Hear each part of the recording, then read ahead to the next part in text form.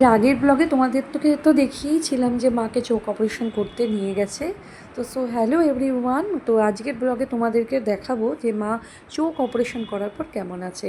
তো দেখো, মাকে চোখ অপারেশন করে হসপিটাল থেকে দিয়ে গেছে। আর আমার বাড়ি থেকে আমার দিদি, জামাইবাবু, আমার হাজব্যান্ড তো সবাই এসছিলই। তো সবার সাথে আমি একটু কথা বলে নিচ্ছিলাম। মা ভালোই ছিল, মাকে ভেতরে রেখে বাইরে এসছিলাম। তো দিদি, আমরা সবাই মিলে একটু আলোচনা করে নিচ্ছিলাম যে মা কেমন আছে, তো এবার আমরা কি করব, কখন মাকে বাড়ি নিয়ে যাব। তো এই করতে করতে মাকে গিয়ে ব্রেকফাস্ট দিয়ে গেছে ওরা আবার। কারণ আমরা বাড়ি থেকে কিছু ব্রেকফাস্ট করিয়ে আনলেও হসপিটাল থেকে আগেই বলে দিয়েছিল যে অপারেশন করার পর ওরা কিছু খাবার দেবে। তো কিছু চা, নুডলস, স্যুপ আর একটু মাজা ওরা দিয়ে গেছিলো। তো মার তো প্রথমেই পছন্দ ছিল গরম গরম চা, তো তার জন্য মা প্রথমেই চা নিয়ে নিয়েছিল। তো দেখো, মা প্রথমেই চা আর বিস্কিট খেয়ে নিচ্ছে।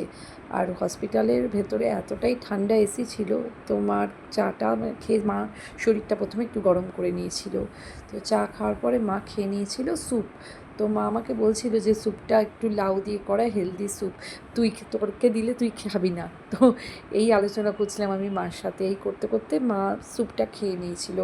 তো আমার মা ভেজিটেবল পছন্দ করে, ভালোবাসে, তো তার জন্য মার কোনো অসুবিধা হয়নি, মা খেয়ে নিয়েছিল। তো তারপর মা খেয়েছিল নুডলস। কিন্তু এই নুডলসটা কিন্তু বন্ধুরা আটা নুডলস, কোনো ময়দা দিয়ে তৈরি নুডলস না। আর নুডলসটা ছিল অত্যন্ত হেলদি আর টেস্টি, কারণ নুডলসের মধ্যে অনেক সবজি দেওয়া ছিল। তো আমার মা নুডলসও খেতে ভালোবাসে না, কিন্তু হসপিটালে দেওয়া যেহেতু হেলদি জিনিস, তো তার জন্য মা আর দেরি করেনি, তাড়াতাড়ি খেয়েও নিয়েছিল। আর এসছিল অনেকক্ষণ হয়েও গেছিলো, দুপুরবেলা প্রায়। তো তার জন্য মা সুন্দর করে তাড়াতাড়ি করে নুডলস খেয়ে নিয়েছিল। তো তারপর মাকে হসপিটালের সিস্টাররা নিয়ে গেছিলো চেঞ্জিং রুমে। দেখো, এই চেঞ্জিং রুমটাতে এনে আমার মাকে ওরা চেঞ্জ করিয়ে দিয়েছিল। আর মা যখন চেঞ্জ করছিল, আমি একটু রুমের মধ্যে হাঁটাচলা করছিলাম।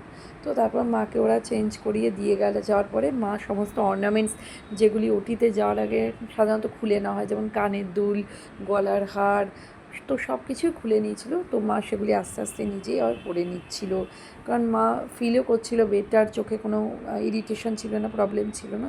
তো মা তাড়াতাড়ি করে তৈরি হয়ে বাড়ি যাওয়ার জন্য তৈরি হচ্ছিল। ওদিকে আমি আর আমার দিদি দেখো বাইরে এসে একটুখানি চা খেয়ে নিচ্ছিলাম। তো অনেকক্ষণ সকাল থেকে আমরা অপেক্ষা করছিলাম, তো আমাদেরও একটু মাথা ধরে গেছিলো। তার জন্য আমরা ভাবলাম যে হসপিটালের বাইরেই চায়ের দোকান রয়েছে, তো ওখানে গিয়ে আমরা চা আর একটু বিস্কিট খেয়ে নিয়েছিলাম। তো তারপর আমরা আবার চলে এসেছিলাম হসপিটালে, সেখানে বসে আমরা একটু দুজনে মিলে একটু গল্পও করে নিচ্ছিলাম, কারণ ডিসচার্জের আগে অনেক কিছু ফর্মালিটি থাকে, তো তার জন্য আমরা একটু কথা বলে নিচ্ছিলাম। তো দেখো, ফাইনালি মা ডিসচার্জ হয়ে গেছিলো।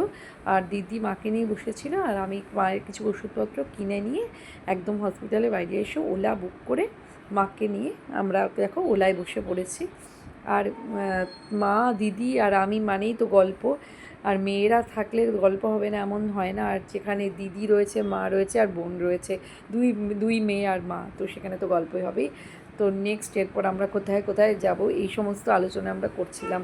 যদিও হসপিটালের অপারেশন করে মা ফিরছে, কিন্তু মনে এত আনন্দ ছিল। তো এইভাবেই ব্লগটা শেষ হলো।